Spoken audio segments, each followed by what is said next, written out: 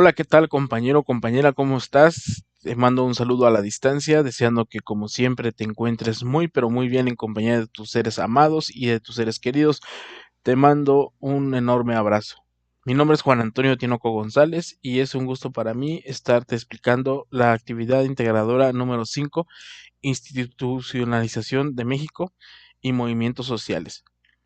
En esta tarea, obviamente, no olvides tu portada, es importantísimo.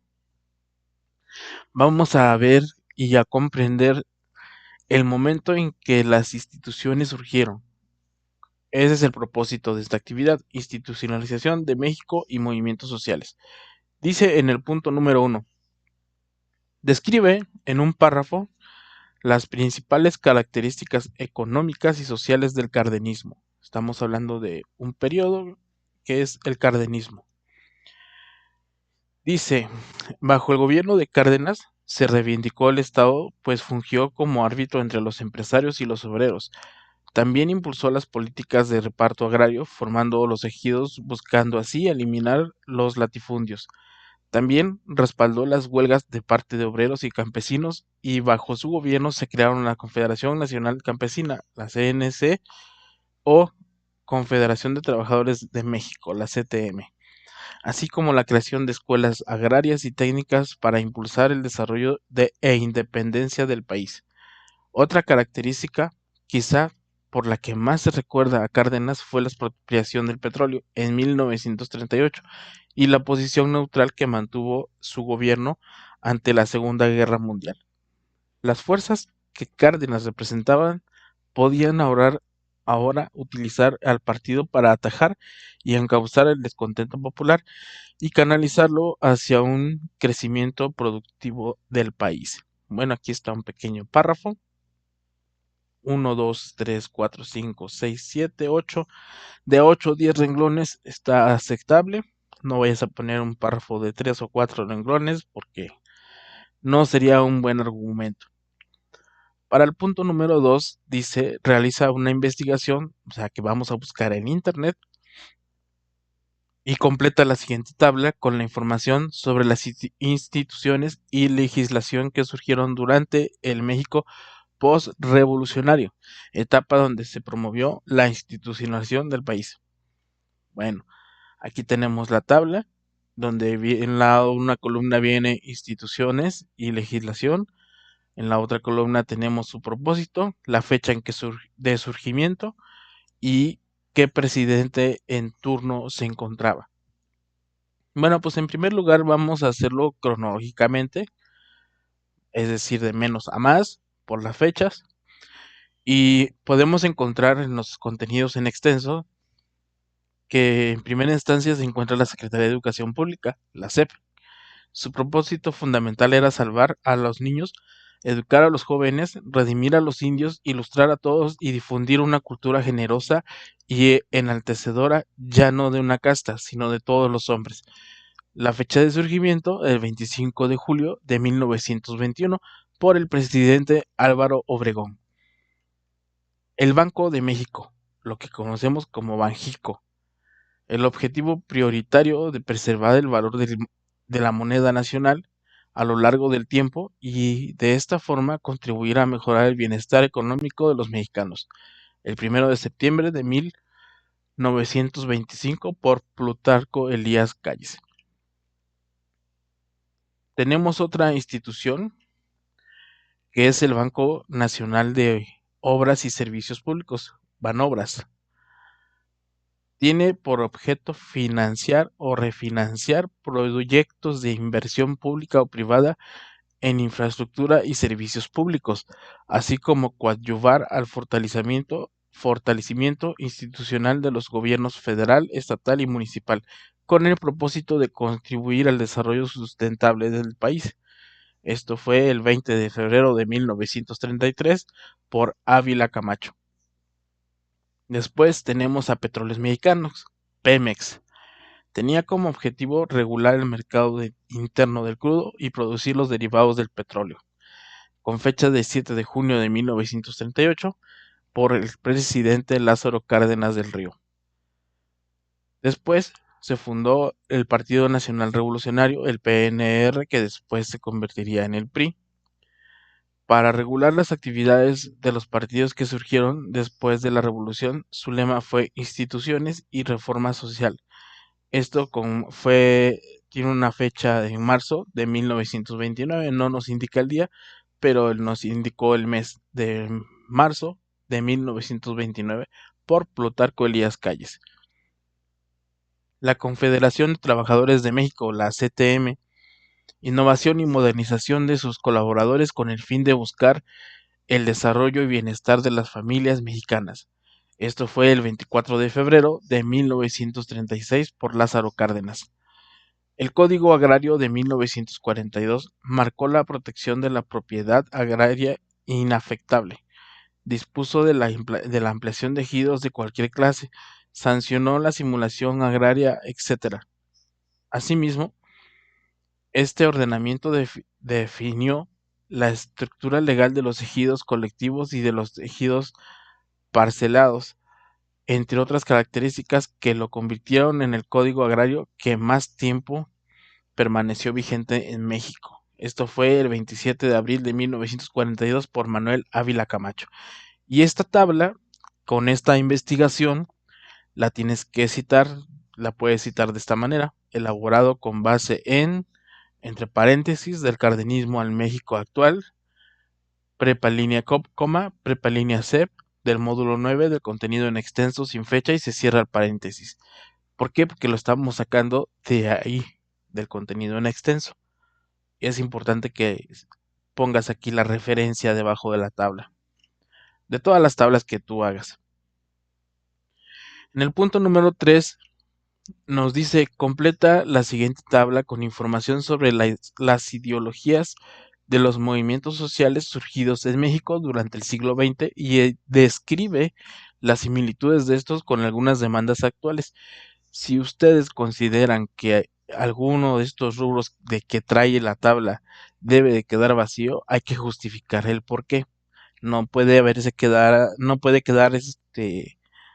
un cuadro en blanco. Si consideras que no hay nada que ponerle, tienes que justificar el por qué. Y bueno, tenemos el movimiento social, tenemos la ideología política, económica y social y las similitudes con demandas actuales. Tenemos 4 movimientos, por lo menos pongan 4 movimientos. Yo puse el movimiento estudiantil de 1968, la política. Este movimiento tenía como propósito un cambio social y luchaba no solo por sus compañeros, sino por todas las injusticias que se hicieron un consejo de estudiantes de 3 estudiantes por escuela, donde lanzaron un pliego petitorio: libertad de todos los presos políticos. Derogaron el artículo 145 del Código Penal Federal, ya que legitimaba la disolución violenta de cualquier protesta social, desaparición del cuerpo de granaderos y destitución de los jefes policíacos. En la ideología económica, indemnización a los familiares de todos los muertos y heridos desde su inicio del conflicto, así como la reposición de todos los daños. En lo social, se realizaron festivales artísticos contra la represión. La similitud con las demandas actuales: tanto el movimiento de 1968 como hashtag Yo Soy 132 son movimientos de tipo cívico que emergen de las universidades y sus demandas con sus políticas para convocar a más ciudadanos. Por otro lado, tenemos la participación de la sociedad civil como reacción al terremoto de 1985. En el ámbito político, los cambios no se dejaron esperar, ya que se crearon nuevas formas de organizar a la sociedad, así como nuevas formas de nombrar la realidad y y que se democratizara todo el país. En lo económico, al respecto, el subsecretario de Gobernación, Natividad González Parras, expresó que la sociedad civil debía participar en una amplia gama de procesos de decisión y planeación social, económica y política, y que se abrirán las cauces para que ellas intervinieran en la confección y seguimiento de planes de programas de gobierno. En lo social, las personas, al ver tal catástrofe, actuar de manera organizada, armando brigadas para remover escombros y proporcionar asistencia médica, así como también acopio, víveres, ropa y medicinas para los damnificados, participaron de manera voluntaria en los asuntos importantes que les afectaban. ¿Qué es lo que se puede hacer con una similitud con la actualidad? Bueno, el terremoto de 1985, que dejó grandes daños, tuvo grandes similitudes 32 años después, en el 19 de septiembre del 2017, y las comparaciones se detonaron mediante debates públicos vinculando las memorias de 1985, que por cierto ya hasta saben que cada 19 de septiembre hay un terremoto, ¿no? O puede haber un terremoto, es mucha coincidencia. Por otro lado, tenemos la formación de la oposición electoral de 1988. Hubo nuevos partidos políticos, lo que provocó que el poder ya no recayera sobre un solo sector político, obligado así a que se establecieran nuevas relaciones entre los gobiernos estatales y federales. Previamente se había modificado la Constitución y la Ley Federal Electoral, que permitía que el partido mayoritario participara en la distribución de diputados proporcionales en la Cámara Baja. También hubo cambios, pues los partidos que antes estaban a favor del PRI ahora estaban en desacuerdo de sus ideales. Lo económico: se utilizaron los recursos destinados para la campaña en la compra de votos falsos, y con esto se dejó clara evidencia de la corrupción, y esa es la manera en que se robaban las elecciones. En lo social, en febrero los zapatistas y el gobierno federal firmaron los acuerdos de La Rancilla, San Andrés Larránzar, en los que se comprometieron a reconocer a los pueblos indígenas en la Constitución y garantizar una relación digna entre los pueblos indígenas del país, la sociedad y el Estado.